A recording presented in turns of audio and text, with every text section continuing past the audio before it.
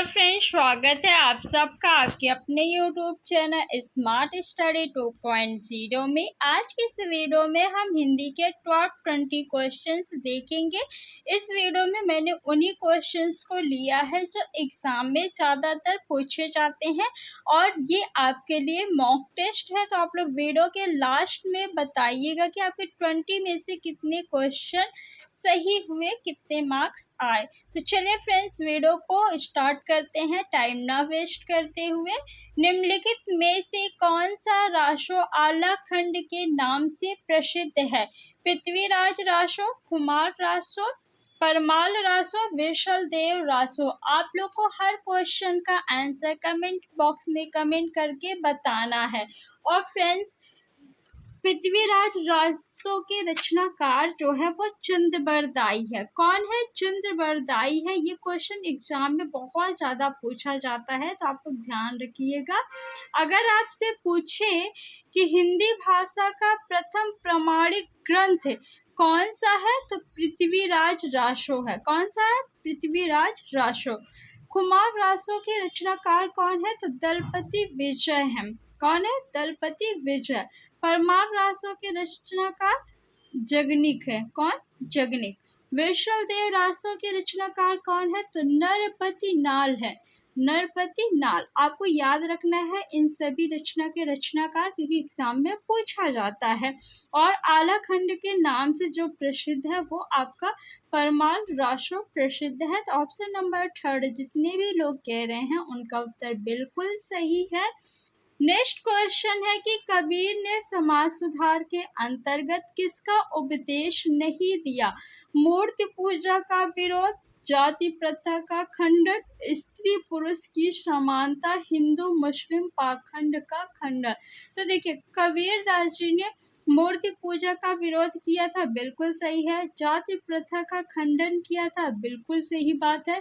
हिंदू मुस्लिम पाखंड का खंडन ये भी किया है कबीरदास जी ने, लेकिन इन्होंने जो है स्त्री और पुरुष की समानता की बात नहीं की है। तो ऑप्शन नंबर 3 जो है आपका उत्तर हो जाएगा। रचनाकार और रचना का कौन सा युग्म सही नहीं है? कुतुबन, मृगावती, चासी, पद्मावत, मंझन, मधुमालती, नाभादास, भक्तमाल, रहीमदास, बीजक। बताइए कौन सा ऑप्शन आपका सही होगा।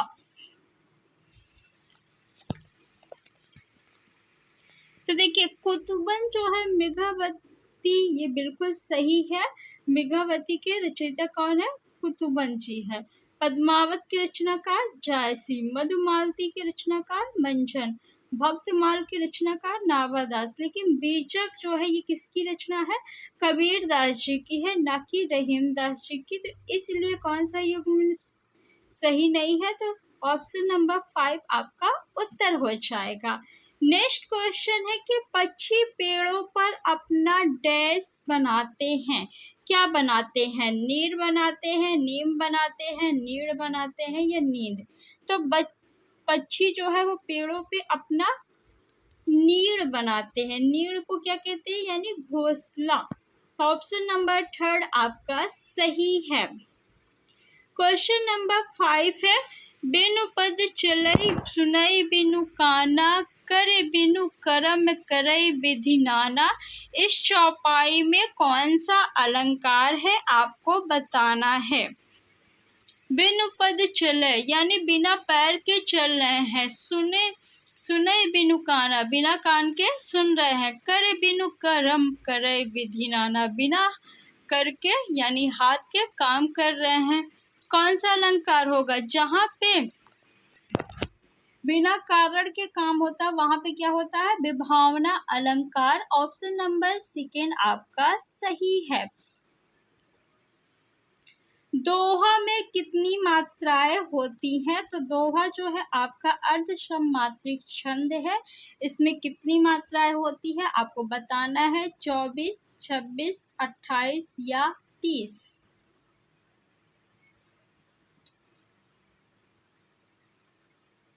तो दोहा में 24 मात्राएं होती हैं और 13, 11 पे यति होता है। कितने पे? 13 और 11 पे यति होता है। प्रथम और द्वितीय चरण में 13-13 मात्राएं, द्वितीय और चतुर्थ चरण में 11-11 मात्राएं होती हैं। उच्चारण का संधि विच्छेद होगा, क्या होगा बताइए? 4 ऑप्शन दिया गया है। तो उच्चारण का संधि विच्छेद उत्धन चारण होता है। क्या होता है? उत्धन चारण होता है। और अगर आपसे पूछे कि इसमें कौन सी संधि है, तो इसमें व्यंजन संधि है। कौन सी संधि है? व्यंजन संधि है, क्योंकि प्रथम शब्द के अंत में क्या आया है? व्यंजन वर्ण आया है। और द्वितीय चरण के अर्थ में व्यंजन या स्वर आए तो व्यंजन संधि हो जाती है। तो यहाँ पे व्यंजन संधि है। ऑप्शन नंबर 3 आपका बिल्कुल सही है। फ्रेंड्स, आप लोग वीडियो को लाइक कर दीजिए और ज़्यादा से ज़्यादा इस वीडियो को आप लोग शेयर करिए।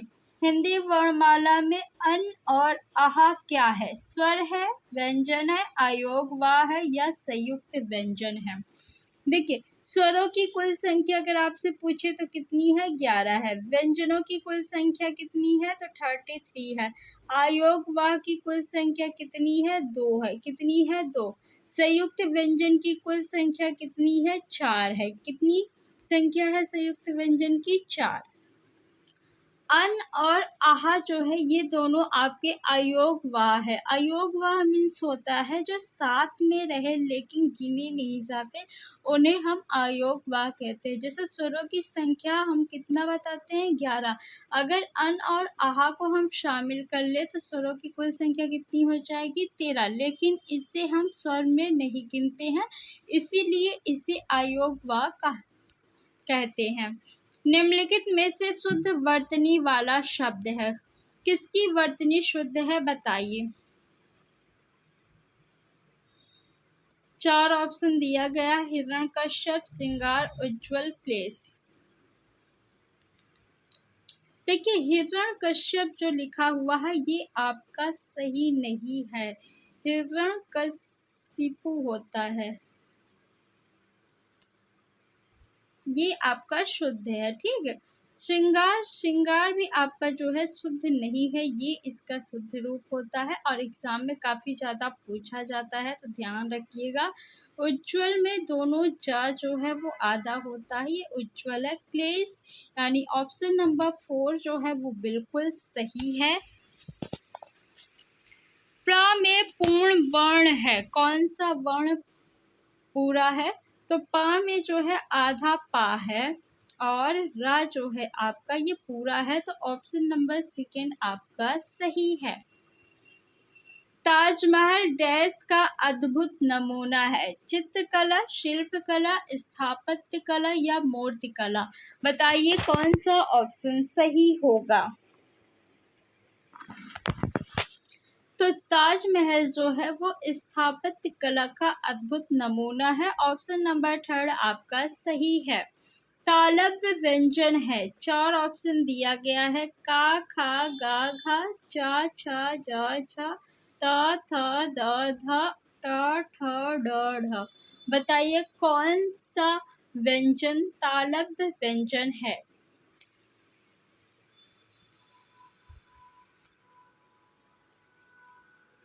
का, खा, गा, घा जो ये आपके हैं ये कंठ से उच्चारित होने वाले व्यंजन है। चा, छा, ज, झा जो है आपके ये तालव्य व्यंजन है, यानी तालु से उच्चारित होते हैं। ता, था, द, ध ये आपके दंत से उच्चारित होते हैं, तो दंत व्यंजन है। कैसे व्यंजन है? दंत व्यंजन है ये। और ट, ठ, ड, ढ ये जो है कहाँ से उच्चारित होते हैं? मूर्धा से उच्चारित होते हैं, तो इन्हें मूर्धन व्यंजन कहते हैं। ऑप्शन नंबर 2 आपका बिल्कुल सही है। जहाँ वाक्य की गति अंतिम रूप ले ले, विचार के तार टूट जाए, वहाँ किस चिन्ह का प्रयोग किया जाता है? योजक चिन्ह, अल्प विराम, उद्धरण चिन्ह या पूर्ण विराम? देखिए, वाक्य की गति अंतिम रूप ले ले और विचार के तार टूट जाए, यानी वाक्य जो है आपका वो कंप्लीट हो गया है, सेंटेंस पूरा हो गया, तो हम क्या लगाते हैं? पूर्ण विराम लगाते हैं। तो ऑप्शन नंबर 4 आपका सही है। फ्रेंड्स, आप लोग सभी लोग हर क्वेश्चन का आंसर कमेंट किया करिए। लंबोदर उदाहरण है बहुव्रीहि समास का, द्वंद्व समास का, द्विगु समास का या कर्मधारय समास का। किस समास का उदाहरण है लंबोदर? लंबोदर यानी लंबा है उदर जिसका, अर्थात गणेश भगवान। अर्थात यानी तीसरा पद या अर्थ प्रधान है तो किसमें होता है? बहुव्रीहि समास में। द्वंद्व समास में दोनों पद जो है एक दूसरे के विलोम होते हैं और प्रधान होते हैं। द्विगु समास में प्रथम पद आपका संख्यावाची होता है, जैसे त्रिरत्न। कर्मधारय समास में दोनों पद जो है आपके विशेषण विशेष, यानी कर्मधारय समास में विशेषण विशेष का संबंध पाया जाता है या उपमान उपमेय का संबंध पाया जाता है। बहिरंग का विलोम शब्द है प्राचीन, पृथ्वी, प्रत्यक्ष, अंतरंग।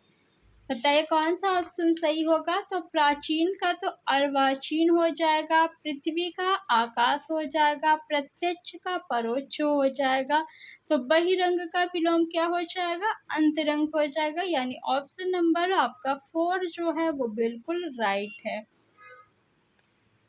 कमल के फूल पर भौरे मंडराते हैं वाक्य के रेखांकित शब्द का पर्यायवाची नहीं है, यानी भौरे का पर्यायवाची कौन सा शब्द नहीं है आपको बताना है। मधुकर, मधुप, जलज, भ्रमर। मधुकर है, मधुप भी है, भ्रमर भी है, लेकिन जलज जो है ये आपका भौरे का पर्यायवाची नहीं है। बलिदान की भावना के प्रेरक होते हैं वाक्यांश के लिए एक शब्द है देशभक्त, पिपासा, ऐतिहासिक, दावाग्नि। बलिदान की भावना के प्रेरक कौन होते हैं? देशभक्त होते हैं। पिपासा यानी पीने की इच्छा, पिपासा पीने की इच्छा। ऐतिहासिक यानी जिसका संबंध इतिहास से हो।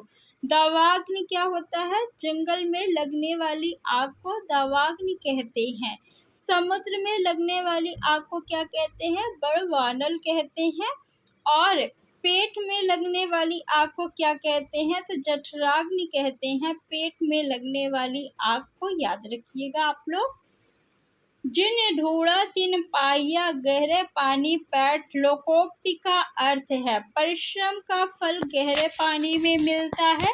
परिश्रम का फल अवश्य मिलता है, परिश्रम का फल कभी कभी मिलता है, परिश्रम का फल भाग्य से मिलता है। बताइए क्या अर्थ होगा? जिन ढूंढा तिन पाया गहरे पानी पैठ, लोकोक्ति का अर्थ है।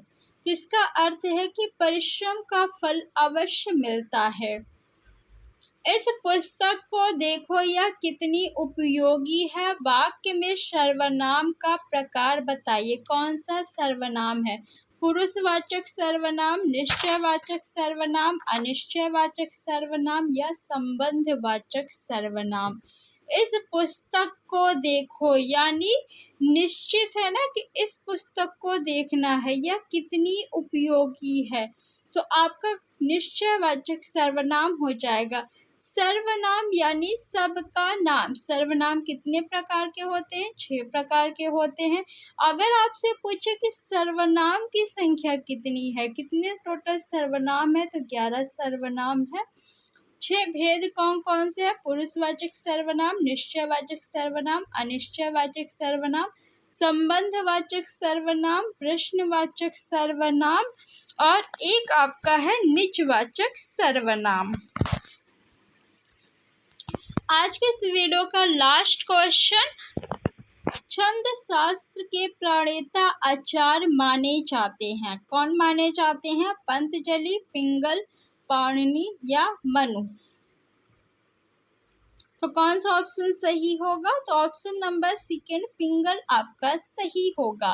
तो अब आप लोग बताइए कि 20 में से आपके कितने क्वेश्चन सही हुए, और इस वीडियो को आप लोग ज़्यादा से ज़्यादा शेयर करिए। सभी क्वेश्चंस जो है बहुत ज़्यादा इम्पोर्टेंट है। Thanks for watching.